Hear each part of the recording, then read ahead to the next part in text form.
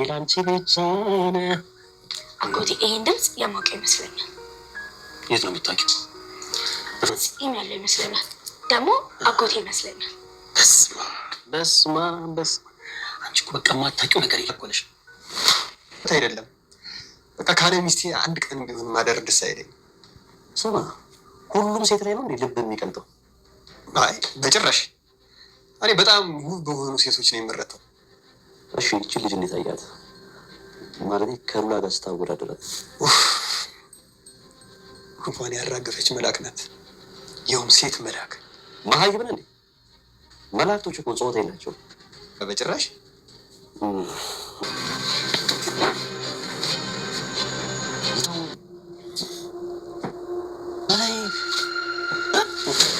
በጭራሽ ጌታ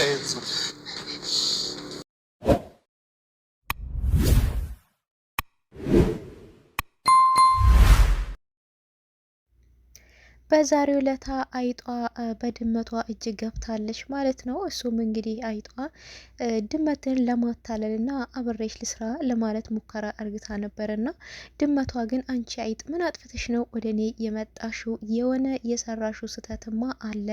ለእኔ የተዘጋጀውን ወተት ጠጥተሽ ወይ ደፍተሽ ነው ወደ እኔ የመጣሽው እያለቻት ትገኛለች ድመቷ። አይጧ ደግሞ አይ በፍጹም እኔ ከአንቺ ጋር ተግባብቼ መኖር መስራት እፈልጋለሁ ሰው መበቀል እፈልጋለሁ እያለች ትገኛለች። እሷማ አይሆንም እውነቱን ተናገሪ እያለች እያፋጠጠቻት ትገኛለች። አይጧ ጠበቃው ሲሆን ድመቱ ደግሞ ዝና ይሆናል ማለት ነው። ሰላም ጤና ይስጥልኝ ውድና የተከበራችሁ የቻናሌ ቤተሰብ ሁላችሁም ሰላም ብያለሁ። ሰላማችሁ ይብዛልኝ። ቪዲዮ ላይክ እያደረጋችሁ ጀምሮ ማለት ነው።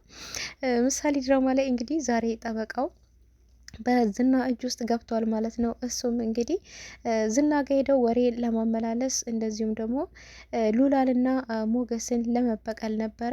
ነገር ግን ነገሮቹ እሱ እንደጠበቁት ሳይሆን ተቃራኒ ነው የሆኑበት ማለት ነው። እሱም ሉላን እንዴት አያሃት? እንዴት ከሉላ ጋር አስተገናኛችሁ ነበር ያለውና እሱም እንግዲህ ሉላን ያገኘዋት እንግዲህ ንብረታቸውን ለማስመለስ እኔ ጠበቃ ሁኛቸው የክስ ሂደቱን እያካሄድኩላቸው ነበረ ምናምን በዛ በቃ በራስህ ወጪ ካላስጨረስክልን ብለው በድፍረት ክስ ጀመሩብኝ ነበር ያለውና እሱም እና ሉላን እንዴት አየሃት ቢለው እንግዲህ ሉላ አርብስማም ተወኝ ሉላማ እንደው ክንፏን ያራገፈች መልአክ አይደለች እንዴ ሴት መልአክ ቢለው እንግዲህ አንተ ዝም ብለህ አትበጥረቅ ስለ ውበቷ ማን ጠየቀ ደግሞ ሴት መልአክ የለም መልአክ ደግሞ ወንድና ሴት የለው ዝም ብለህ አትበጥረቅ ስለ ውበቷ ማን ጠየቀህ ነበር ያለውና እሱም እሺ ጌታዬ ዝና ይቅርታ እያለ ነበረና ዝና እንግዲህ አሁንም በመቀጠል እንግዲህ ሉላንም እችንስ አሁን ወደዛ ወደ ሽንት ቤት ሄደችውን ሴት ልጅ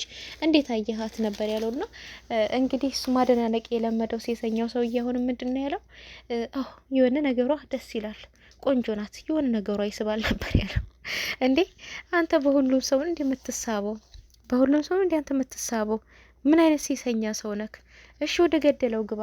ከሉላ ጋራ እንዴት ተገናኘክ? ለምንድነው የታሰርከው? ቢሉትም እንግዲህ ቢለውም ያው እነሱ ናቸው ያሳሰሩኝ ሁሉን ነገር ኬዙን ለራስህ መጨረስ አለብህ ብለው እነሱ ናቸው ያሳሰሩኝ ነበር ያለውና እሺ እኔ እንዴት አገኘኝ ብለውም እንግዲህ ፖሊሶች እኔ ሊይዙኝ ሲመጡ እኔ ግዴታ አንተ ጋር መደወልና ራሴን ማትረፍ ስላለብኝ ወደ አንተ ደወልኩኝ ነበር ያለውና እሱም እንዴት ማን ነገረክ ቢለውም እንግዲህ ብዙ ጊዜ ስላንተ ይወራል እንደዚሁም ደግሞ ዝና እያሉ በጣም ይፈራሉ ስላንተ ስም እዛ ቤት ይጠራ ነበረ እና ፖሊሶቹ ምን አጠፉ ቢለውም እንግዲህ ፖሊሶቹ እኔና ሉላ አብረን ነበርን ዝና መድብልና ሞገስ ተነጋግረው ፖሊሶች ይዞብኝ ሲመጡ እኔ ደግሞ ወደ አንተ ደወልኩ ይለው ይሄ ማለትማ ከሚስቴ ጋር አብረህ ነበር ፖሊስ ይዘውብህ መጡ ማለት ነው ምን አድርግታት ነው ሉላን አሁን እውነቱን ተናገር ሲል እንግዲህ ሽጉጥ ደቅኖበታል ማለት ነው እንግዲህ ይበላሉ ብሎ መበላትም አለና ዝና ሉላን በጣም ነው የሚወዳት በእሷ አይደራደርም ማለት ነውና እንግዲህ አሁን እሷ ከርታው ሄዳ ራሱ አጠገቡ የለችም ነገር ግን ማን አድንቅ አለክ ነበር ያለው ማን ነው አንተ ስለ ውበቷ አልጠየቅኩም ማን ነው አድንቅ ያለክ ማን ነው ውበቷን ይሄ ብሎ ይፈቀደልህ ነበር ያለውና እንግዲህ በራሱ እጅ ያቃጥራለሁ ብሎ ሄዶ ይሄ አይጥ ማለት ነው በድመቷ እጅ ውስጥ ገብቷል ማለት ነውና በጣም የሚገርም ነው እንግዲህ ትህትናም መውጫ መንገዷን እየፈለገች ትገኛለች። እሱም እንግዲህ በተደጋጋሚ እወድሻለሁ በይኝ አፈቅርሻለሁ በይኝ ነበር የሚላትና እሷም እንግዲህ ወይ መሞት ነው ወይ መትረፍ ነው፣ እወድሻለሁ አፈቅርሻለሁ በይኝ ይለኛል በድጋሚ። ከዚህ ቃላት እሱ ምንድን ነው የሚፈልገው በማለት እንግዲህ እሱ ሲመጣ ዝናዬ ነበር ያለችው ነው እንዴ ማለት ምንድን ያልሽው አንቺ ዝናዬን ያልሽው ድገሚው ነበር ያለትና አዎ ዝናዬን ያልኩት እንግዲህ አረ አንቺ እንደዚህ አትሽለጥለጪ፣ እኔ የሚሽለጠለጥ ሰው ይመቸኝም ነበር ያላትና እወድሃለሁ አላለችውም ደግማ። አሁንም እንግዲህ ደጋግመሽ በይን ያላት። ጆሮ ማመን አላቃተውም። አንዴ በቀኝ ጆሮ ይሰማታል፣ አንዴ በግራው ጆሮ ይሰማታል። ደጋግመሽ አሁንም ዝናዬ በይኝ ያላትና እሷም ዝናዬ እወድሃለሁ እያለችው ነበርና ለሱ ነገር ግን በጣም ግራ ጋብቶታል። ምን አስበሽ ነው ቆይ አንቺ ያቺ ትዕቢተኛዋ አንሽ አይደለ? ትዕቢተኛዋ ልጅ ትህትና አንሽ አይደል? አንቺ ነበር ያላት። አዎ ትህትና ነኝ፣ ትዕቢተኛዋ ትህትና ነኝ፣ ግን እወድሃለሁ ነበር ያለችው። ምን አስባ ነው? የሆነ ያሰበችው ነገር አለ። እወድሃለሁ ብለው እሱን አጥምዳ ወይ መውጣት ወይ እሱ ደግሞ ፍቅር አጫውታለሁ ብላ ረግጠው ልወጣ አስባ ነው። የሆነ ያሰበችው ነገር አለ ሉላ ትህትና የሆነ ያሰበችው ነገር አለ ማለት ነው። እንደዚህ ይሄን ተቅለስልሳ እሱን ዝናዬ እወድሃለሁ ካለችው በፊት ሞቴን እመርጣለሁ እንጂ እወድሃለሁ አልልም ያለችው ትህትና እንግዲህ እወድሃለሁ እያለች ነው በተደጋጋሚና እንግዲህ እንደዚሁም ደግሞ ክሱም እየተጧጧፈባቸው እንደሆነ ነው እንግዲህ የምንመለከተው ከብሩክና ከመድብል ማለት ነው። እነሱ ግን ይህን ኢንፎርሜሽን ምንም የሚያውቀው ነገር የለም። ኢንፎርሜሽን አድራሻቸው ማህሌትም እንግዲህ ለእሷ ምንም አይነት ኢንፎርሜሽን እየነገሯት አይደለም። የምስክሩ ቀን ብቻ ነው ወስደው ሊያስመሰክሯት የሚፈልጉት እንጂ ሌላ አይነት ኢንፎርሜሽን ምንም አይነት ኢንፎርሜሽን ለእሷ እየነገሯት አይደሉም። እሷ ግን የሆነ ኢንፎርሜሽን ከነሱ መስማት ትፈልጋለች እና እንግዲህ መድብልንም እንደዚሁ እኔ ምን ላይ ደረሳችሁ? ምን እያደረጋችሁ ነው? ደግሞ ሉላ እዚህ ከተማ ውስጥ እንዳለች ዝና አውቋል። ደውሎ እየጠየቀኝ እያጨናነቀኝ ነው። ስለዚህ ነገሮችን ልታፋጡን ይገባችኋል እያለችው ነበርና እሱ እንግዲህ እንግዲህ ወይዘሪት ማህሌት ነገሮችን እናጧጥፋለን፣ ቶሎ እናፋጥናችኋለን እያልን ነበረ። ነገር ግን ምንም እየተሳካልን አይደለም ነው ያላት። እንግዲህ እነሱ እንዲዘናጉ ነው ይህን ነገር እየተጠቀመውና ምንም ነገር እየተሳካልን አይደለም ነበር ያላት። እንግዲህ እሱም ደግሞ በተደጋጋሚ እየደወለ እየጠየቃት ነውና ብሩክንም እንግዲህ የራሷ ለማድረግ ጥረት እያደረገች ትገኛለች ማለት ነው። እንግዲህ ብሩክን በተደጋጋሚ አንተ መቼ ነው ይቅርታ እርግተልኝ ሚስትነቱ ይቅር፣ እኔ እናንተ እንደው እንደ ጓደኛ እንኳን አብረን መኖር የምንጀምረው ነበር ያለችውና እሱ ግን መቼም ይቅር አልልሽም፣ በአንድ ልጄ ነው የመጣሽብኝ። እኔ መጀመሪያ ሃይማኖት የምሳሌና ስትሞትብኝ ልብ የተሰብሮ በጣም ብዙ በጣም ትልቅ ሐዘን ውስጥ ነበርኩኝ። ነገር ግን አንቺን ባየውሽ ሰዓት አንቺ በቃ የትዳር አጋሪ እንደምትሆኚ ለልጄ እናት እንደምትሆኚ ነው የመረጥኩሽ። ደግሞ ጥሩ ሰው ነበርሽ፣ ያኔ ነበርሽ ነው ደግሞ ነሽ አይደለም። ስለዚህ አንቺ ግን አንዷን ልጄን ለመግደል እኔን ለመግደል ነው ያሰብሽው። ወደ ቤት የመጣሽ ህይወቴን ሁሉ ነው ሲኦል ያደረግሽብኝ። ስለዚህ እኔ ብሩክ ደግሞ የበደለኝን ሰው መቼም እምረሳ ሰው አይደለውም። ሲዩልሽ እኔ ፈጣሪ አይደለውም ይቅር እምልሽ፣ ሁሉ ነገር ፈጣሪ ነው ሁሉ ነገር ይቅር የሚለው። እኛ ሰዎች መቼም ይቅር አንባባልም። ስለዚህ መቼም ይቅር አልልሽም ነበር ያላትና እንግዲህ እሷ እኔ ካንተ ጋራ ይቅርታ ብለኸኝ እንደ በፊቱ አብሬክ መኖር ነው የምፈልገው። በፊት አዎ ተሳስቻለሁ፣ በጣም ትልቅ ስህተት ሰርቻለሁ። ይሄ ደግሞ ሰዎች ናቸው፣ የሰዎች ወሬ ነው እንደዚህ ያደረገኝ ህይወቴን ያበላሻውትኝ። እኔ ካንተ ቤት ከወጣው በቃ ጠጋዬ ተከፏል፣ ክብሬ ሁሉ ነገር በቃ እንደ ውሻ ነው የምታየው ነበር ያለችውና እንግዲህ በትዳር ውስጥ የሰው ወሬ መስማት ብዙ ነገር ያበላሻልና ማህሌት እንግዲህ መጨረሻዋ የከፋን የሆነው በቃ ያቺ የተከበረች ሴት ሰራተኛ ያላት ሴት ያቺ በቃ ድልቅቅ ብላ የምትኖረዋ ሴት ዛሬ እንደ ለማኝ እየለመነች በሰራተኛ እንግዲህ እየተሰደበች ያም እየገላመጣት እቺ ውሻ እየተባለ ሁሉም እያባረራት ነው የሚገኘውና እንግዲህ እንደዚሁም ደግሞ መድብልም በቅርቡ ዘፈን እያወጣ እንደሆነ እሱም እንግዲህ ነገሮቹ እየተሳኩለት እንደሆነ እሱም ሲሳካለት ብሩክንና ቅድስትን እንደሚሞሽራቸው እሱም እንግዲህ ዋናው ስፖንሰር እንደሚሆናቸው ነው እየተናገረ ያለውና እንደዚሁም ደግሞ የሉላ ንብረትና የሞገስ ንብረትም ተመልሶላቸው እነሱንም ድሮ በቃ እኔ የእናንተን ደስታ ማየት እፈልጋለሁ እያለ እንግዲህ እንደ ታላቅ ወንድምም እንደ አባትም ነው እንግዲህ ትሪት እያደረጋቸው የነበረውና ሞገስንም እንግዲህ ምንም አትፍራ፣ እኔ ተጎናችሁ አለው፣ ምንም አይነት ችግር ተመጣ ለእኔ ደውለህ ንገረኝ፣ ያለችሁበት ቦታ ድረስ እኔ እመጣላችኋለሁ፣ ምንም አትፍሩ እያለው ይገኛል። ሞገስ ግን ፈርቷል። እዚህ ከተማ ውስጥ ሉላ እንዳለች እዚህ ከተማ ውስጥ እንዳለች በደንቡ አውቋል። ስለዚህ ይህ ሰውዬ ተኝቶ አይደለም፣ ቀን ከሌሊት እኛን እየፈለገ ነው፣ ወይም ደግሞ ጠበቃውንም ሊያስፈታው ይችላል እያለ ነበረ። እንግዲህ ጠበቃውንም ያስፈታው እሱ ነው።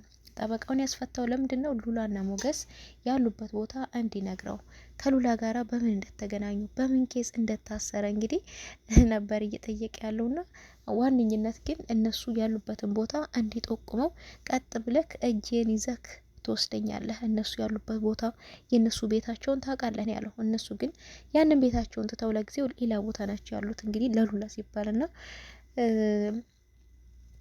ሉላ እንግዲህ ህይወቷ ፈተና ውስጥ ነው ያለው ከመጀመሪያው ጀምሮ። እንግዲህ እስቲ በእሱ እጅ ላይ ስትሰቃይ ነበረ። አሁንም ደግሞ እሱን ፍራቻ በቃ እየተሰደደች ነው የምትገኘው ማለት ነው።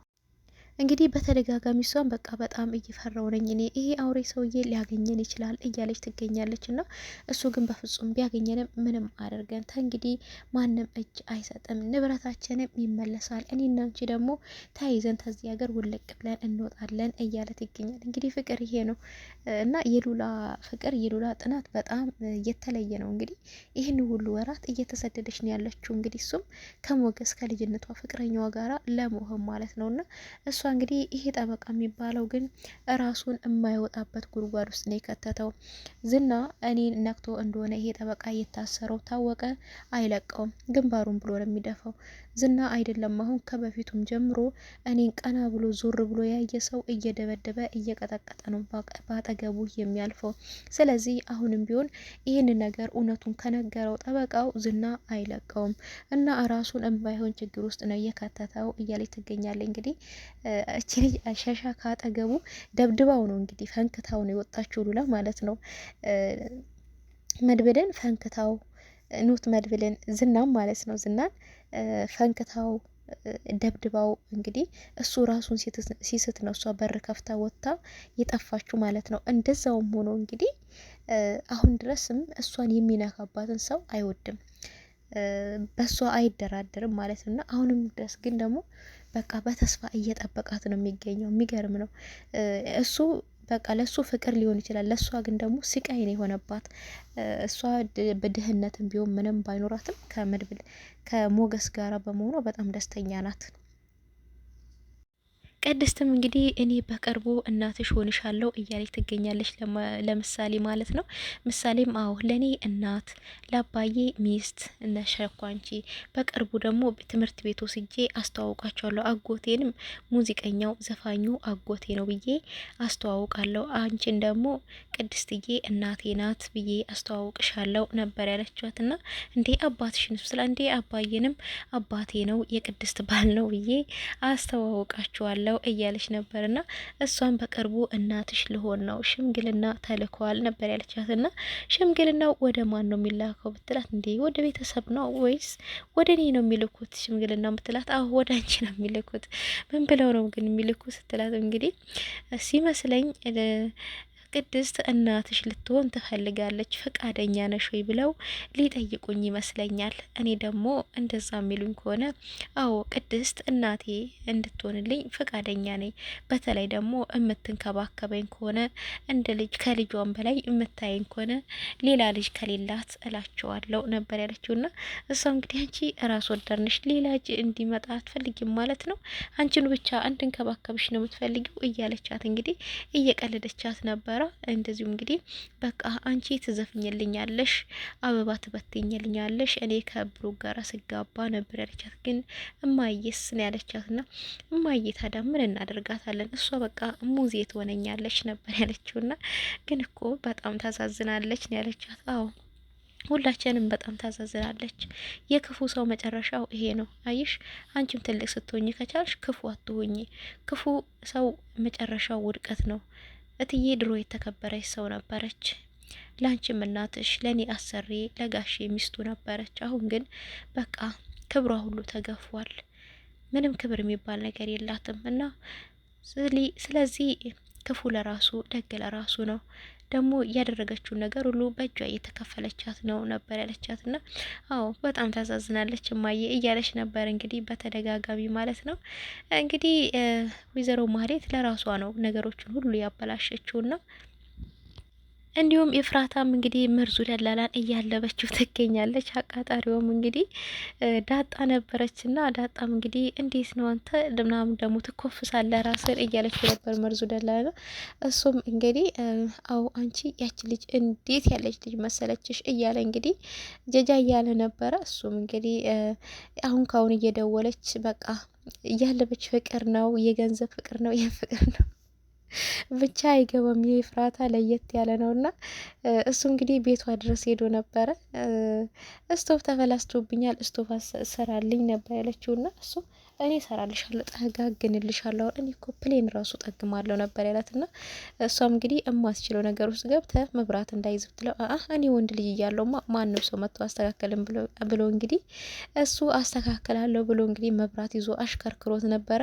ባይጎዳውም ግን አይ ትንሽ ጭኖችሽ ላይ ጋደም ልበል ብሎ እሷ ላይ ጋደም እያለ ነበር። እሱ ግን ሌላ ነገር ያስባል። እሷ ግን በፍጹም ደግሞ ልብስ ገዛውላት ይሄን አረኩላት ብላ ይሄን ታስባለህ እንዴ በላዲስ ስቶፍ ግዛለኝ እያለችው ነበረ። እሱ ግን ይሄን እሱ ወጪ ማውጣት አልፈለገም ስለሆነ አሰራልሻለሁ እያለት ይገኛል። ይለያል የመርዙና የኤፍራታ የጥቅም ፍቅር በጣም የተለየ ነው ማለት ነው። ኤፍራታ የምታልበውን አግኝታለች ማለት ነው።